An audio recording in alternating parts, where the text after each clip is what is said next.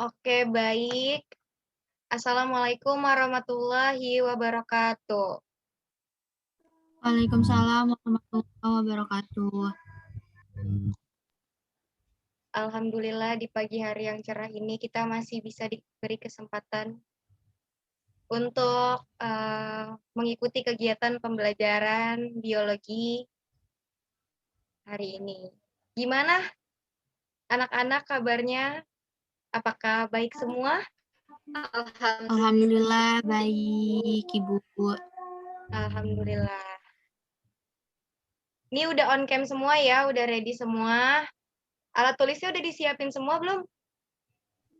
Sudah, Ibu. Oke, alhamdulillah. Berarti kita lanjut ya teman-teman. Sebelum kita mulai kegiatan pembelajaran hari ini, alangkah baiknya kita tadarus terlebih dahulu. Seperti biasa ya. Hari ini kita tadarus, bisa anak-anak buka surah Al-Baqarah ayat 22. Gimana? Udah ketemu semua? Sudah, Ibu. Oke. Saya minta tolong Didin untuk membacakan ayatnya, kemudian nanti saya minta tolong Shima untuk membacakan terjemahannya ya. Oke. Oke. Langsung aja, Didin. Yang lain yang sedang tidak membaca bisa mendengarkan, dan yang lagi membaca juga ikut membaca juga ya, walaupun tidak on mic. Silakan Didin. A'udzu billahi minas syaitonir rajim. Bismillahirrahmanirrahim. Allazi ja'ala lakumul arda firasan was samaa'a bina'an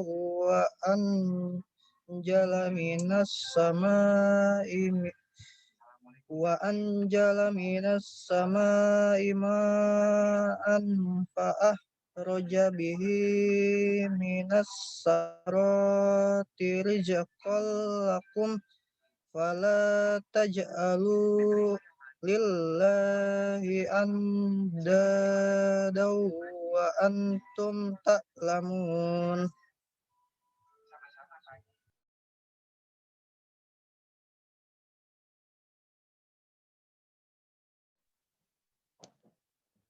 Dengan menyebut nama Allah yang Maha Pengasih dan Maha Penyayang.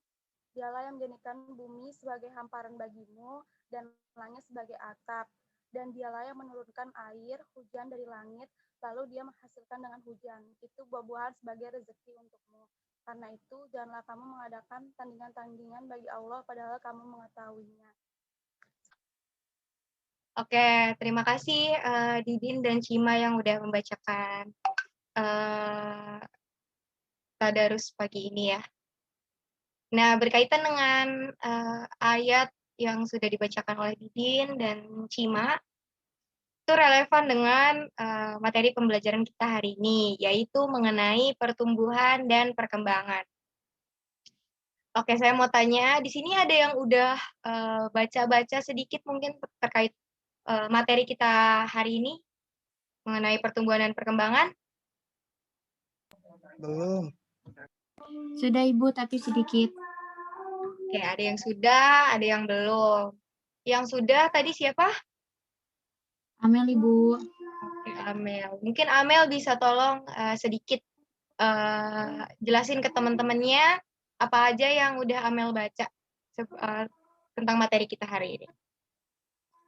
Ya, Ibu. Jadi yang sudah saya baca itu pengertian dari pertumbuhan, pengertian dari perkembangan, dan faktor-faktor pertumbuhan dan perkembangan. Nah, di sini tuh pertumbuhan itu yaitu proses bertambahnya jumlah sel dan pembesaran dari tiap sel yang ada pada tumbuhan tersebut. Nah, untuk perkembangannya itu yaitu proses kematangan fungsi dari organisme yang ada di tumbuhan tersebut. Nah, untuk faktor-faktornya itu ada beberapa faktor, tapi yang saya ketahui hanya 3 ya, Ibu. yaitu ada suhu, intensitas cahaya, ada 4, kesuburan tanah, dan air. Udah. Oke. Cukup, Amel? Iya, Ibu, sudah. Oke, terima kasih ya, Amel. Nah, kayak yang udah Amel bilang tadi, itu benar ya, teman-teman. Bahwasanya pertumbuhan dan perkembangan itu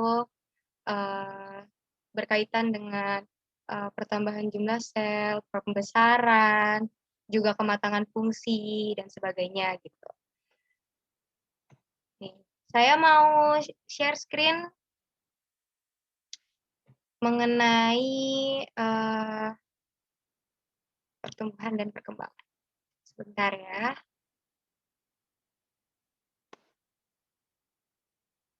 Nah, apa sudah terlihat share screen saya? Belum, Ibu. Belum. Belum ya? Udah. Udah? Sudah. Oke. Mengenai pertumbuhan dan perkembangan. Diperjelas di sini, bisa kalian baca juga. Ada pengertiannya, bahwasannya pertumbuhan adalah proses pertambahan jumlah sel dan pembesaran dari tiap-tiap sel. Pada proses pertumbuhan biasa disertai dengan terjadinya perubahan bentuk, ukuran, dan volume. Pertumbuhan dapat diukur dan dinyatakan secara kuantitatif. Kemudian, ada definisi dari perkembangan, adalah proses kematangan fungsi dari organisme. Perkembangan tidak dapat diukur dan dinyatakan bersifat kualitatif. Gitu. Jadi ini berbeda ya teman-teman antara pertumbuhan dan perkembangan. Dilihat dari apakah dapat diukur atau tidak. Kalau pertumbuhan itu bisa diukur, tapi kalau perkembangan itu tidak dapat diukur. Dan kalau pertumbuhan itu sifatnya irreversible ya teman-teman, tidak bisa kembali gitu ke bentuk semula. Karena di sini ada pertambahan jumlah, itu bisa teman-teman lihat, pertambahan dan pembesaran dari tiap-tiap sel. Jadi bertambah gitu dan membesar gitu, baik bentuk, ukuran, dan volume gitu. Jadi tidak dapat kembali ke bentuk semula. Misal tadinya tingginya itu ada tanaman tadinya setinggi 1 cm. Kemudian seiring bertambahnya waktu tanaman tersebut bertambah tinggi menjadi 2 cm, 3 cm, dan seterusnya. Nah, itu merupakan pertumbuhan gitu secara fisik. Tidak dapat kembali ke bentuk awal gitu. Kalau dia sudah 3 cm, itu tidak mungkin dia akan kembali lagi ke 1 cm. Kayak gitu, teman-teman. Sedangkan kalau perkembangan itu lebih ke kematangan fungsi. Jadi lebih ke fungsionalnya dari organisme atau individu ya, teman-teman. Jadi tidak dapat diukur gitu, secara kuantitatif, tapi bisa diukur secara kualitatif gitu. Dan dia bisa kembali ke bentuk semula gitu. Kita ambil contoh pada manusia. Kalau pada manusia, seiring bertambahnya usia akan ada kematangan pola pikir, seperti itu, semakin dewasa. Nah, namun bisa gitu, semakin tua gitu, kita bisa lihat ya, mungkin kakek nenek dari kalian semua gitu, semakin tua gitu, kehilangan fungsi, misal daya ingatnya, kayak gitu-gitu, itu menurun gitu, itu tandanya terjadi penurunan, kayak gitu ya. Oke, kita lanjut ke jenis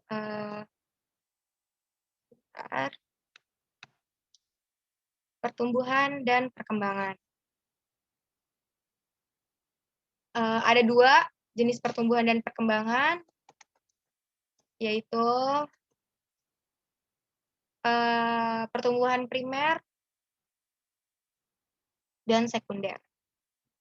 Untuk pertumbuhan primer, mungkin Ibu meminta tolong ke Reviana Delananda untuk membacakan yang di PPT.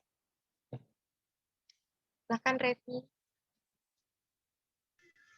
Ya, jadi pertumbuhan primer adalah pertumbuhan yang terjadi akibat aktivitas jaringan meristem primer, yaitu pada meristem apikal. Aktivitas sel-sel meristem mengakibatkan batang dan akar tumbuhan memanjang. Lalu ada daerah pertumbuhan primer yang dibedakan menjadi 3, yaitu daerah pembelahan, yaitu sel-sel baru terus-menerus dihasilkan melalui proses pembelahan sel. Yang kedua, yaitu ada daerah pemanjangan, sel-sel hasil pembelahan akan tumbuh sehingga ukuran sel bertambah besar. Dan yang terakhir yaitu ada daerah diferensiasi, yaitu sel-sel yang telah tumbuh mengalami perubahan bentuk dan fungsi menjadi epidermis, korteks, xilem, dan floem. Sebagian lagi membentuk parenkim, kolenkim, dan sklerenkim. Oke, itu ya teman-teman yang sudah dibacakan oleh Reviana. Terima kasih sebenarnya Reviana yang membacakan untuk teman-temannya. Jadi ini seperti yang tertera di layar teman-teman, ada klasifikasi dari daerah pertumbuhan primer.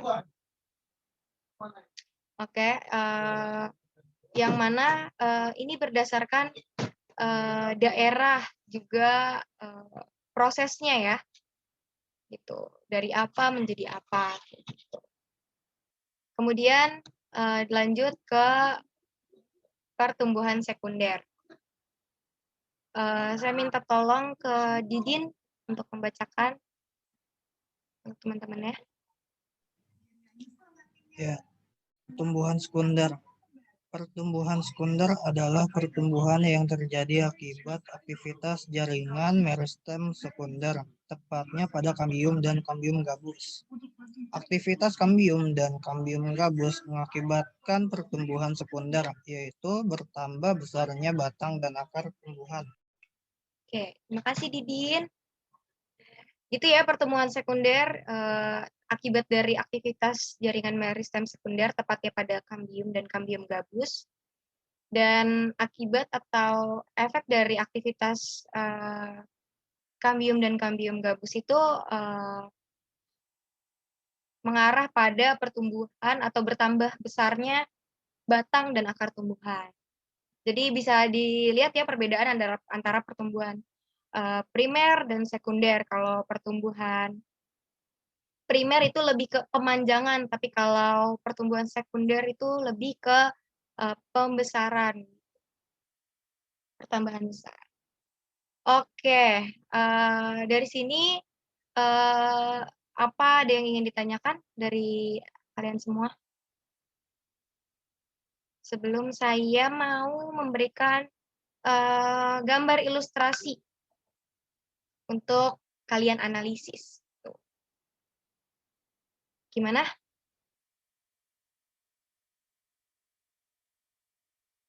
Apa ada yang ingin ditanyakan? Atau langsung aja ya, kalau misalnya kalian diam saya anggap tidak ada. Saya mau kasih lihat kalian gambar ilustrasi berkaitan dengan pertumbuhan dan perkembangan.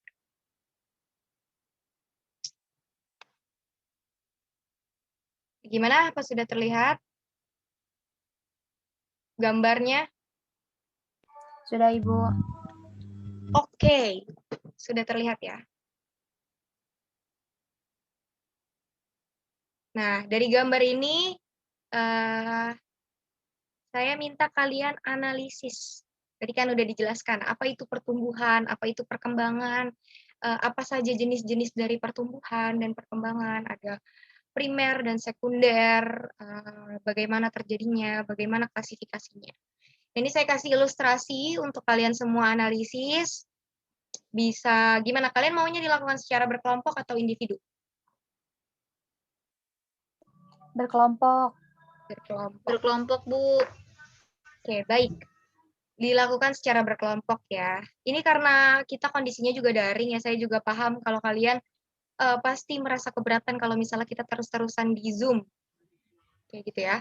Jadi ini gimana kalau misalnya kita saya alihin ke WhatsApp group untuk kalian berdiskusi dengan teman kelompoknya. Nanti saya bagi kelompoknya siapa aja. Entah dalam bentuk apa aja ya. Bisa dalam bentuk mind mapping, atau mungkin catatan menggunakan PowerPoint, mungkin gitu. Nanti bisa perwakilan kelompok yang mempresentasikan hasil diskusinya. Kayak gitu ya. Oke, saya stop share screen ya. Saya mau bagi kalian dalam beberapa kelompok. Oh, belum absen ya? Oke. Ini nanti untuk absen, saya nanti lihat dari hasil record. Ini kan saya record juga. Jadi saya tahu siapa-siapa aja yang hadir. Gitu ya, teman-teman. Oke, saya bagi dulu kelompoknya. Ini ada 4 orang. Saya bagi jadi 2 kelompok. Untuk kelompok pertama, itu ada Amel Amalia dan Didin Amaludin. Untuk kelompok kedua, itu ada Shima Ahsani dan Reviana Delananda. Oke.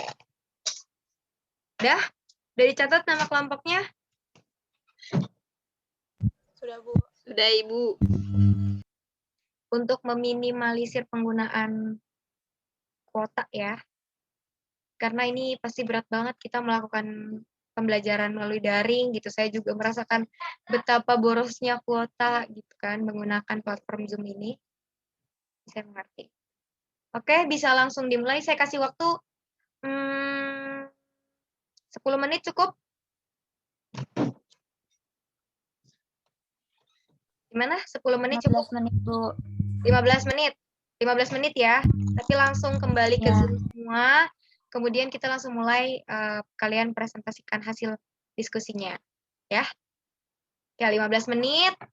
Dari sekarang sekarang udah pukul 7.15, berarti kita kembali lagi di pukul 7.30 tepat. Ya.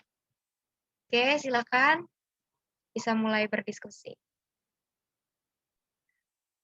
Gimana teman-teman diskusinya? Sudah selesai ya, berarti saya anggap. Sudah. Oke, alhamdulillah. Langsung aja mungkin dipresentasikan hasil diskusinya, boleh perwakilan kelompok. Kalau ada yang mau share screen silakan atau mau menjelaskan secara lisan silakan. Ya, kelompok saya, Bu. Bolehkah saya izin untuk share screen? Oh, boleh. Kelompoknya Didin dan Amel ya. Sebentar ya, saya atur di sini. Oke, udah bisa. Silakan Didin, kalau mau share screen. Teman-temannya yang lain didengarkan dengan saksama ya. Apakah sudah terlihat? Sudah, Didin. Ya, jadi menurut kelompok kami, dari gambar tersebut bahwa pertumbuhan dan perkembangan terjadi secara bersama-sama. Dimulai dari biji hingga berubah jadi tanaman yang lengkap, seperti daun, akar, dan lain-lain. Nah, itu membutuhkan tanah, air, serta waktu yang cukup untuk tumbuh secara optimal menjadi tanaman yang sempurna atau lengkap. Itu sekian dari kelompok kami. Oke, give applause untuk kelompoknya Didin dan Amel. Yeay, alhamdulillah. Oke, terima kasih Didin dan Amel. Lanjut ke kelompoknya Reviana dan silakan. Mau share screen atau gimana? Oke, izin menjelaskan saja, Bu. Silakan. Gimana kamu suaranya agak kecil, agak terlalu jauh, mungkin bisa dideketin lagi.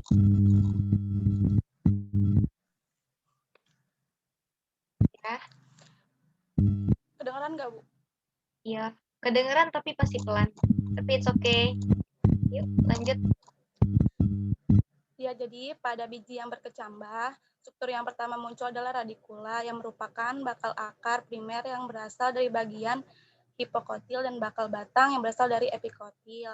Dan pertumbuhan dan perkembangan itu terjadi karena adanya juga faktor internal dan faktor eksternal. Faktor internalnya itu berupa hormon dan faktor eksternalnya itu berupa suhu, cahaya matahari, dan zat unsur hara. Segitu, Bu. Sekian, terima kasih.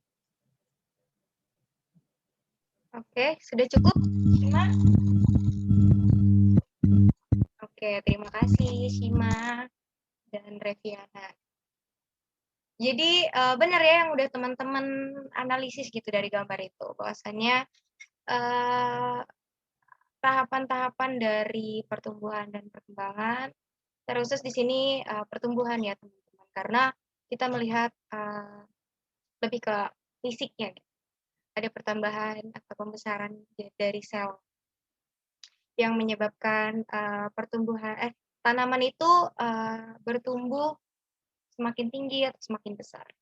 Gitu. Dimulai dari biji hingga menjadi tanaman yang lengkap pertumbuhannya dengan struktur yang lengkap. Juga mengenai beberapa faktor yang menyebabkan adanya pertumbuhan dan perkembangan. Kayak yang tadi Shima udah bilang ya, ada faktor internal dan eksternal. Nah, mengenai faktor dari pertumbuhan dan perkembangan itu sendiri, saya ingin menjelaskan. Oke, udah terlihat ya share screen saya?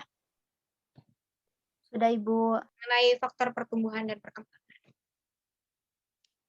Tadi Shima sempat singgung perihal faktor internal dan eksternal. Nah, di sini nih ada beberapa unsur atau faktor dari faktor internal itu sendiri. Ada hormon, genetik atau hereditas, dan enzim. Jadi ini internal maksudnya yang ada di dalam ya, dari dalam gitu. Faktor yang memang ada di dalam organisme atau yang kita bahas kali ini tumbuhan ya. Di dalam tumbuhan itu sendiri. Karena kan tumbuhan atau makhluk hidup. Ini ya, ada hormon yang mempengaruhi, ada genetik, hereditas atau keturunan ya, dari individu sebelumnya. Atau mungkin juga ada enzim di sini yang bekerja untuk aktivitas enzim ya, untuk mendukung dari pertumbuhan dan perkembangan itu sendiri. Kemudian ada faktor eksternal, di sini ada suhu, hara dan air, tanah, tinggi tempat, dan cahaya matahari. Terkhusus di sini cahaya matahari yang sangat penting ya kalau misalnya untuk tumbuhan itu sendiri. Karena untuk membantu proses fotosintesis. Oke,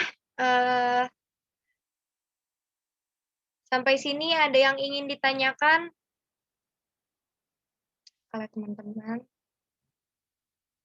Tadi kita udah belajar pengertian dari pertumbuhan dan perkembangan, kemudian jenisnya ada apa aja, ada pengklasifikasiannya, kemudian ada prosesnya dari biji sampai tumbuhan dengan struktur yang lengkap, kemudian juga ada faktor yang mempengaruhi dari pertumbuhan dan perkembangan itu sendiri, baik faktor internal maupun eksternal. Sampai sini ada yang mau ditanyakan? Kita masih ada waktu 15 menit lagi. Gimana? Reviana mungkin tampaknya sangat ingin tahu terkait. Boleh bertanya, Bu? Iya, silakan Didin. Itu maksudnya tinggi bagaimana ya? Apakah tanahnya yang tebal atau bagaimana ya? Oke. Tinggi ya. Tinggi tempat. Bentar, saya share screen lagi. Perihal tinggi tempat. Ini kita bahas secara spesifik mengenai tumbuhan ya. Tinggi tempat karena kita tahu tumbuhan itu bermacam-macam, beragam gitu jenisnya, dibedakan mengenai ada yang tumbuhan dataran tinggi, dataran rendah gitu. Jadi lebih ke tempat hidupnya gitu. Tinggi tempat itu maksudnya tinggi tempat hidupnya gitu. Apakah dia tumbuhan dengan yang hidup di dataran tinggi atau di dataran rendah kayak gitu. Itu kan berbeda ya, beragam gitu tumbuhan. Seperti itu Didin.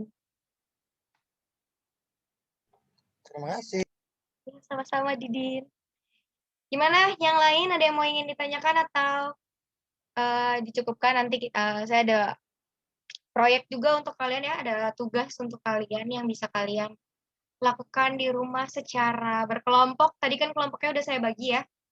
Didin dengan Amel, Shima dengan Reviana. Ada 2 kelompok. Jadi tugas ini bisa kalian lakukan secara berkelompok.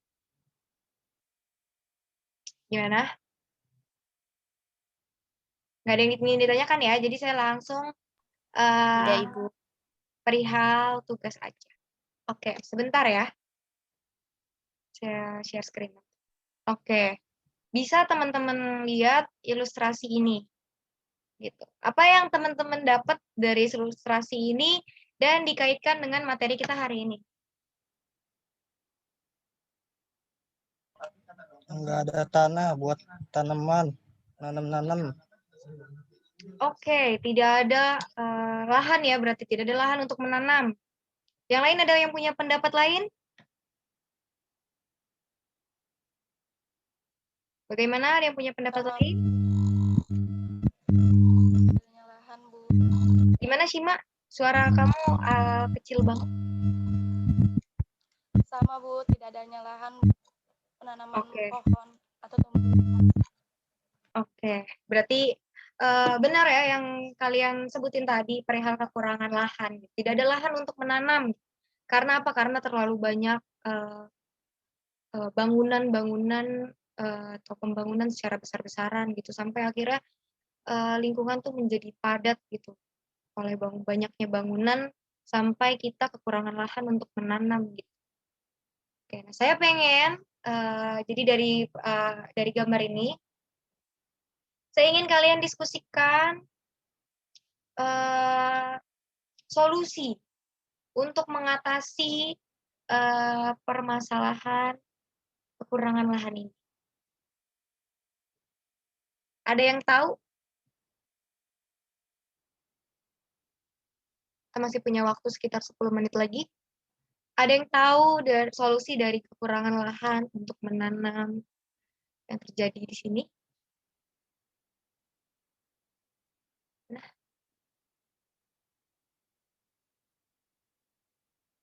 oke, jadi ada cara yang bisa kita lakukan untuk mengatasi kekurangan lahan untuk menanam gitu. Karena padatnya bangunan ya. Salah satu caranya yaitu dengan teknik hidroponik, yaitu menanam dengan menggunakan media air. Karena kan kita seperti yang tadi Didin juga bilang gitu, nggak ada tanah untuk menanam gitu. Nah, ada satu teknik yang bisa kita gunakan untuk menanam tanpa menggunakan tanah, yaitu menggunakan media air, namanya hidroponik. Nah, saya pengen ngasih tugas ke kalian gitu, untuk kalian melakukan teknik tersebut. Mengaplikasikan teknik tersebut di rumah masing-masing, dilakukan secara berkelompok. Bisa?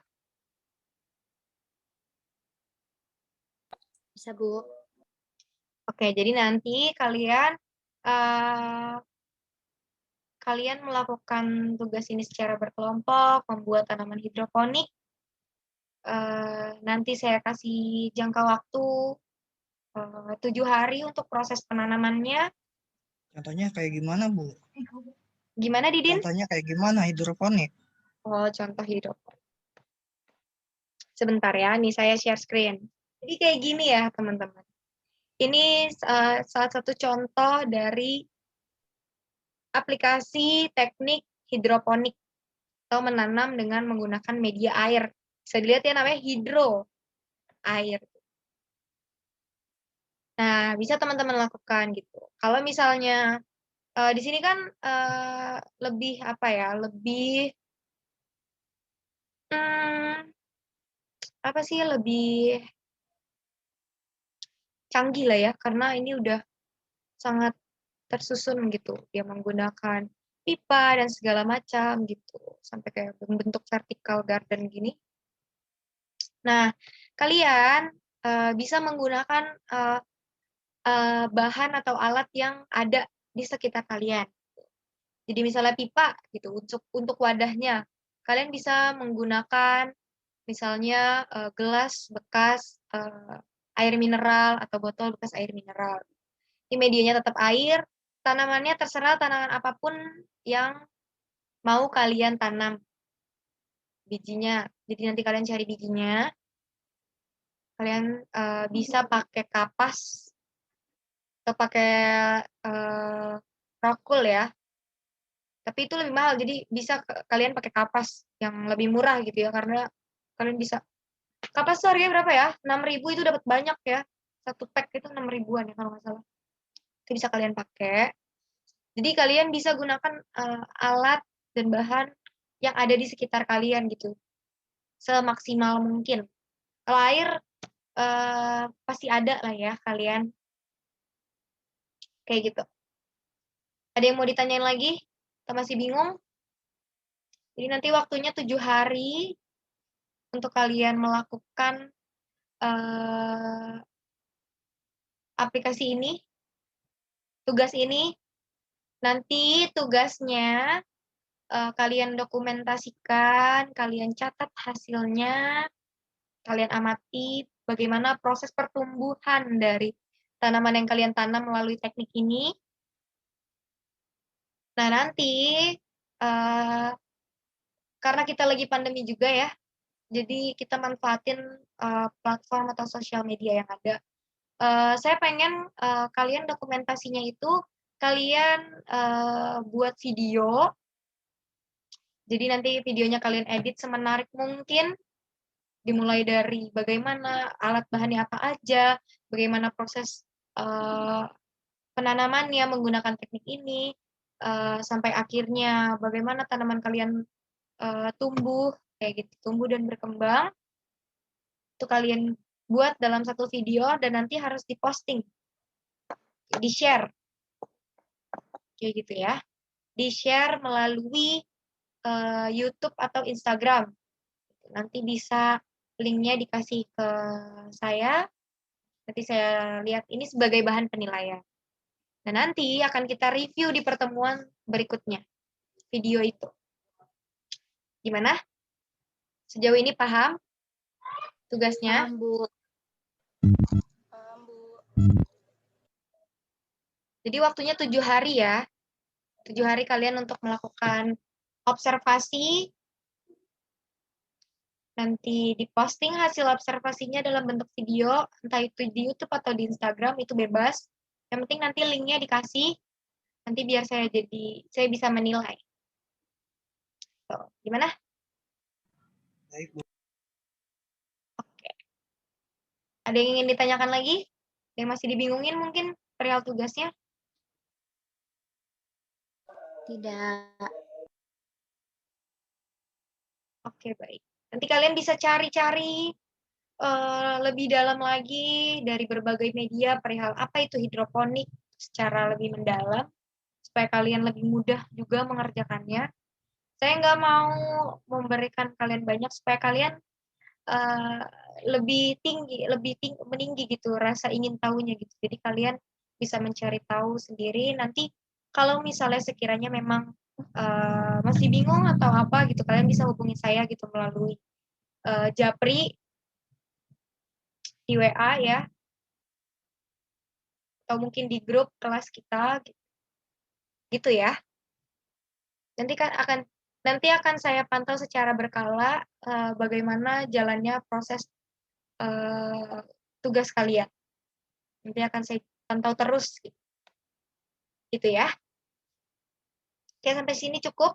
Tidak ada yang ingin ditanyakan perihal materi dan tugas. Gimana? Tidak. Cukup, Bu. Sepertinya. Oke, kalau cukup kita tutup kegiatan belajar kita pada pagi hari ini. Karena ini udah lewat 5 menit juga, harusnya kalian udah istirahat ya. Saya mohon maaf mengambil 5 menit waktu istirahat kalian. Dan sekian, mohon maaf bila saya ada salah-salah kata atau mungkin saya kecepatan, kayak gitu ya. Mohon maaf sekali lagi dan terima kasih karena kalian sudah menyimak dengan baik kegiatan belajar kita pada hari ini. Oke, saya tutup.